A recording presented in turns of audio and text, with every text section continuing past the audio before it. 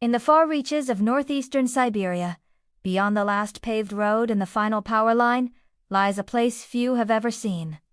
A place where winter lasts for 9 months, where the air freezes your breath before it leaves your lips, and where the mercury sinks to an unimaginable 71 grados bajo cero. This is Oymyakon, the coldest permanently inhabited settlement on Earth. But this story is not just about cold, it's about one woman, a widow named Anfisa, who has lived here alone for nearly 2 decades. Her story is one of solitude, endurance, and quiet strength in a world where most would not survive a single night. The Frozen World narrator. To understand Anfisa's life, we must first understand her world. The village of Oymyakon sits in the Republic of Sakha, also known as Yakutia, in northeastern Russia. It's a land roughly the size of India, yet home to barely 1 million people. In winter, temperatures here fall so low that steel becomes brittle, tires freeze solid, and ink won't flow from a pen. Frost creeps inside homes despite roaring stoves. The sun rises late, often only for a few hours. And when it sets, the darkness feels endless. Here, even fire struggles. At -71 degrees Celsius, the heat of a flame seems swallowed by the air itself. The widow's cabin narrator. Anfisa's home stands on the outskirts of the settlement, a small, wooden cabin blackened by decades of smoke. Her husband Stepan built it himself in the late 1970s, long before modern insulation or generators reached this part of the world. He passed away 15 winters ago. Since then, Anfisa has lived entirely by her own hands. Every day begins before dawn. When the temperature outside still hovers near 60 grados bajo cero, she wakes to the sound of the wind brushing against the wooden walls, the only voice that speaks to her most mornings. The first task of her day is always the same: lighting the stove. Without it, she would not survive even an hour. She keeps a small pile of birch and larch wood by the door, each piece cut and stacked by her months before winter arrived. It takes nearly an hour of gentle coaxing with dry moss and kindling before the old iron stove begins to breathe again, glowing red, crackling softly. The sound of life returning to her home. The rhythm of survival narrator.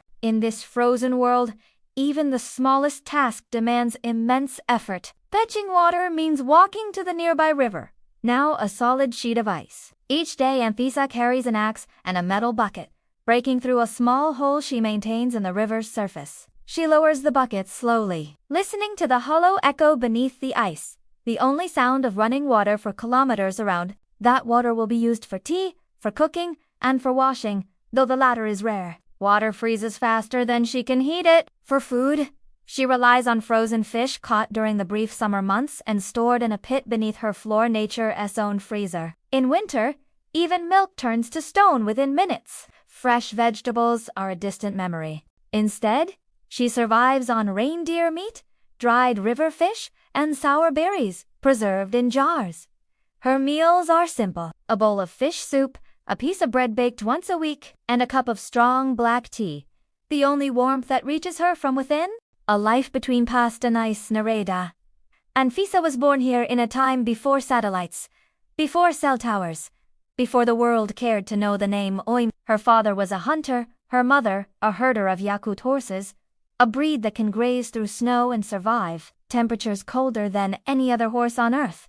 Her childhood was filled with stories of spirits that guarded the frost, and of ancestors who believed that the cold was alive, a living force that tested the strength of the soul. She met Stepan when she was 18. They married under the northern lights, a shimmering green curtain across the night sky. For decades, they shared this life together, fishing, herding, laughing through long winters. Then, one winter, he went out to check the traps and never returned. They found his body 2 days later, only a few kilometers from home, frozen in his sleep, his face peaceful. Since that day, she has lived alone. The silence of solitude. Loneliness in the cold is different from loneliness elsewhere. Here, the silence presses against you. There are no cars, no voices, no footsteps, only the faint pop of ice cracking in the river or the howl of distant wolves. Anfisa once said, "Greater than when the snow falls, I feel as if the world has ended, and I am the last person left."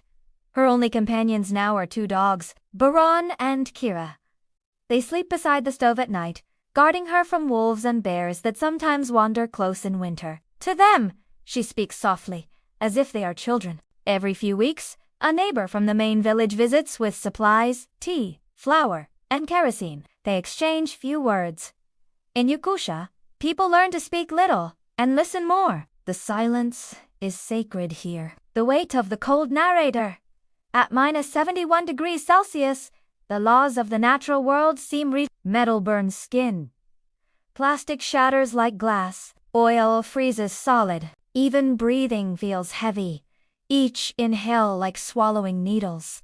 Exposed skin freezes in less than a minute. The eyelashes turn white, the nostrils crystallize with frost, and voices echo strangely in the still air. For Anfisa, every movement must be measured. She wraps herself in layers of wool, deer hide, and fur clothing made not for comfort, but for survival. Outside, she never removes her mittens. Even the act of opening a gate or cutting wood is a delicate balance between strength and precision. The frozen sky narrator. On clear nights, the stars in Oymyakon are unlike any other place on Earth. There is no pollution, no city glow, only endless darkness and pinpoints of light so sharp they feel alive. Sometimes, when the temperature drops below -65 degrees Celsius, ice fog rises from the ground, a glittering mist that turns the air into a slow-moving cloud of diamonds. It's a beauty that defies its brutality. Anfisa often stands outside for a few minutes at night, wrapped in furs, gazing at the aurora. She says the lights remind her of her husband wandering the sky, watching over her. For her, the heavens are not distant. They are home. The community that time forgot narrator. Though she lives alone, Anfisa is part of a fading community, one of the last generations of true Yakut villagers. Oymyakon once thrived as a small settlement for reindeer herders and fur traders. Today, fewer than 500 people remain. Young men and women leave for Yakutsk or Moscow, chasing warmer lives and modern comforts. The old ones, like Anfisa, stay behind, bound not by choice, but by love for the land. The Yakut people are known for their quiet resilience. They believe that the cold cleanses the spirit. They honor the winter as a sacred force, not to be fought, but to be respected. Anfisa still follows those traditions. Each year, at the first snow, she lights a small fire outside her cabin and sprinkles tea leaves into the flames, an offering to the spirits of the frost. Asking for mercy and health? Letters that never arrive once a month. Anfisa writes a letter. She writes to her son, who moved to Vladivostok 20 years ago. Her handwriting trembles, shaped by the cold, by age, by solitude. She tells him about the river, about the dogs, about how the firewood is running low. She tells him she's proud, that she's fine, that she doesn't need anything. The letters rarely reach him. The postal route to Oymyakon is unreliable, sometimes suspended for weeks when the roads freeze over completely. Yet she keeps writing. It's her way of keeping hope alive, a conversation with a world that may never reply. The thaw that never comes, narrator. In most places, spring brings rebirth. Here, it brings only a softer kind of cold. For a few short weeks, the snow melts enough for the rivers to breathe again. The larches grow a faint green hue, and the air fills with the scent of wet earth. Anfisa plants a small patch of potatoes behind her cabin, her only garden. By mid-August, the frost returns. Time here feels circular, an eternal loop of cold and silence. Years pass, yet everything remains the same. The film crew narrator. When a small documentary crew visited Oymyakon last winter, they found Anfisa chopping wood outside her home. She smiled shyly, offered them tea, and spoke little. When asked why she never left, she said, "Greater than this is my land. My husband is buried here.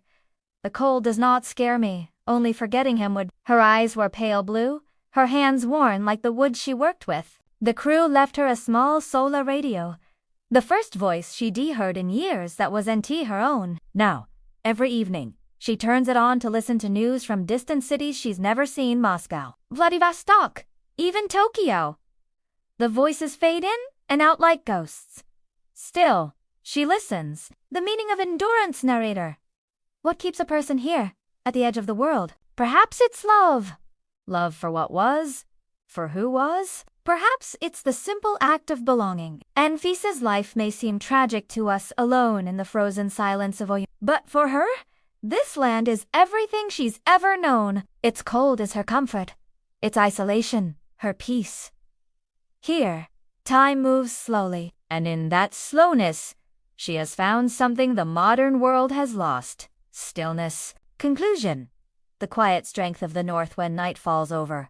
The temperature sinks again, the world wrapped in frost and silence. Inside her cabin, Anfisa sits by the fire, the orange glow flickering across her face. The dogs sleep beside her, and the wind howls beyond the door. She pours a cup of tea, lifts it gently to her lips, and whispers a few words in Yakut, a prayer for warmth, for memory, for peace. In this frozen corner of the earth, where life bends but does not break, she remains a symbol of the quiet strength that endures in the harshest places. Music swells softly, the piano fades into the sound of wind and fire.